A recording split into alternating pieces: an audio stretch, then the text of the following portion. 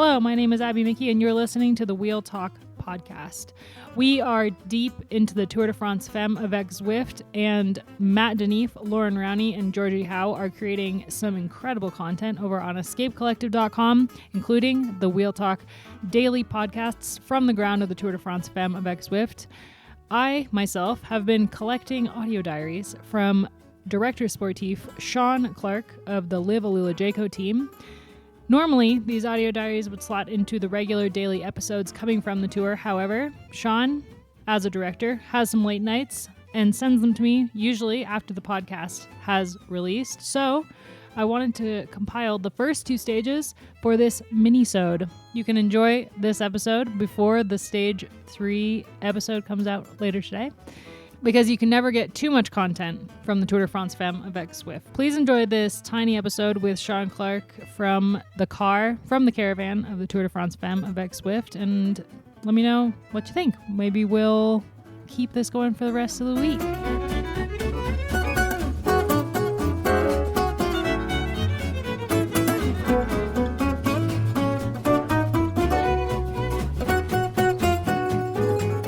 Hey, Abby and the Wheel Talk podcast. It's Shawn Clarke. I'm a sports director for Liv AlUla Jayco.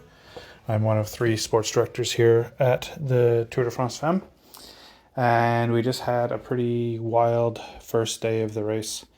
I'll try to keep it short today, collect my thoughts a little bit. I think, everybody going in wants to think just another bike race, stay calm, and it's pretty clear that it's not just another bike race. We saw crashes in neutral today, which I don't think I haven't seen in any other race yet this year. And even on the video, you saw people shouting and screaming in the neutral, which, we just never see that. Usually it's a time for the riders to catch up. In our debrief also, they talked about just the stress in the peloton and people who normally point stuff out, they just have to keep their hands on the bars because of the stress. And it's totally a different race. Different feel. When we arrived, you have to go through a certain, what we call the PPO, or point de passage obligatoire. So it's where all the buses and team cars, there's one point on the road that you all have to meet at, and then they direct you into parking. And at this race, we had a police escort that took us through town from this point to where we parked, which is kind of cool and helps with the timeline to get you there on time. Because the crowds are crazy here. We know Bretagne is, a really passionate part of France for bike racing, and the crowds are always big here at Plouay, and we saw the men's tour come through here a couple weeks ago, and it was just really cool. Today, we didn't see anywhere on the side of the road for, I think the biggest stretch was maybe 500, 600 meters where we didn't see anybody. There was always people. And then on the final circuit, especially on the climb, pretty insane. Everybody's cheering for the car, which is good for your ego as a sports director. They're cheering you on as well, which is, doesn't happen a lot and is pretty cool. And overall, I know ASO is doing this for the views, and they're helping women's cycling grow by having it on right after the men's race and then before the next stage tomorrow. But it is pretty tight. We got back to our hotel, I think it was 9:30 p.m. and tomorrow we leave at 8:20. So it's a pretty tight turnaround for us. Talking to some other sports directors, all the teams ate dinner in the bus on the way home, and then straight into the hotel, massage, and the riders go to bed. And then, now we just had our sports directors meeting talking about how we're going to change or what we keep the same for tomorrow. And now we're going for dinner, and it's almost 11 o'clock, and the mechanics are still working. I think the soigneurs are just wrapping up. So normally we try to eat dinner all together as staff, keep the vibes high and have a good time. But tonight, when it's late like this, it's everybody for themselves, and you eat when you can. Pretty cool start to the race. everybody's pretty happy. We had a few crashes and interesting things going on, but everybody's okay and ready to fight tomorrow. So that's it for me. Au revoir.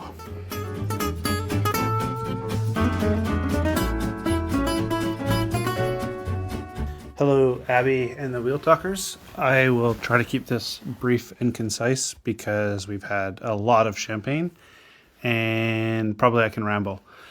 But yeah, pretty amazing day for us and the team.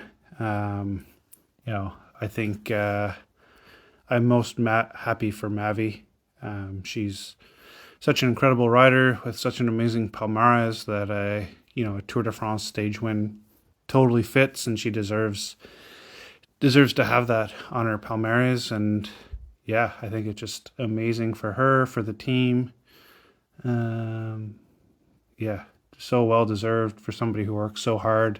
It's been at the top of the sport for so long, and we just couldn't be happier for her.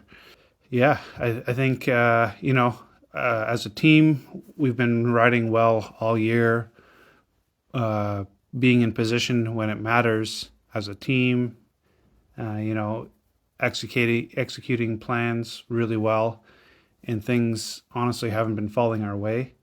So for one race, at the biggest race, for it all to kind of go how we want it to go, it's pretty magical, actually. And it was just a great day. Everything went how we planned, how we wanted, it actually feels pretty amazing when that happens. I think personally, it's a bit funny when you have a big win like this, because actually we did nothing different today than any other day. It just worked. And I think it's our job to understand what the difference was today versus other days. Like every day, all the people on the team are all pulling in the same direction. We come in with the same plan or a similar plan for success each day. Everybody understands their roles and the overall goal that we're trying to accomplish, and we all set off, try to do it. And today it worked, but most days it doesn't. And it's just a funny feeling that that you don't do anything differently. I think maybe the listeners might be interested to know what happens when you win a Tour de France stage. So yeah, we actually left the race without Mavi because when you win, you're selected for anti-doping. And then there's a press conference after. The Tour de France allows you to have one press officer, one soigneur, and one doctor at the finish line to greet the riders. And then when you have a podium, there's one person who can stay with them for the podium. So for us, that was the doctor, because also Ella Wiley was selected for anti-doping. So I don't know if you saw on the video, but all the girls crossed the line, had a bit of a celebration, gave Mavi a lot of hugs. And then Mavi and Ella had to stay, and everybody else came back to the bus. They had their showers, and we were kind of waiting to see if Mavi could be quick, and then she could jump on the bus with the girls. But Ella came back from anti-doping, and jumped on the bus, had a quick shower, and Mavi still was in the press conference and hadn't even gotten to anti-doping yet. So what we did was we left a van and the keys for the doctor and Mavi, and everybody else took off in the bus. So we didn't actually even get to see her till she was back at the hotel. Yeah, and then the nice thing about staying in French hotels is that they're well stocked in champagne. So we had a little toast. All the girls had a glass or a sip at least. Mavi gave a little speech. Wim sang a song, because it was promised that if we won a stage, he would sing a song from Taylor Swift. And it went over pretty well, I would say. And then, the riders went to bed and the staff continued to party a little bit. But yeah, the funny thing with a Tour de France or any sort of stage race win is that, everything still has to happen. So we got back to the hotel. The mechanics started working on the bikes. The soigneurs jumped into making bottles, doing massages. The chef was cooking. The director sat down, looked at tomorrow right away, how we're going to approach it. And it's like you come off this massive high, and then you just sort of go back into the general day to day, which is, it was kind of weird. But maybe I'll just wrap it up by saying, I think my favorite part of today was just how happy everyone was. I think everybody puts a lot into the races, and we in the car, you follow the riders in, but then whatever it is, it's like 500 or 600 meters before the finish, you turn off into the deviation, and you're just watching it on TV, and it's maybe 10 minutes before you're get to the bus, because you're kind of in traffic and zigzagging. But then, so you're kind of like in your own space, and you're processing your own emotions. And then you get to the bus, and some of the riders are back and they're excited. And then, you're not even out of the car, and people are giving you high fives, soigneurs, mechanics, nutritionists, physios, the bus driver. Everybody's just so happy. And you can see what it means to all of them. And I think that was my favorite part of the day. It's like Mavi winning was great, but just to see the elevation in the entire group was, really nice. So I'll leave it at that, and talk to you another day.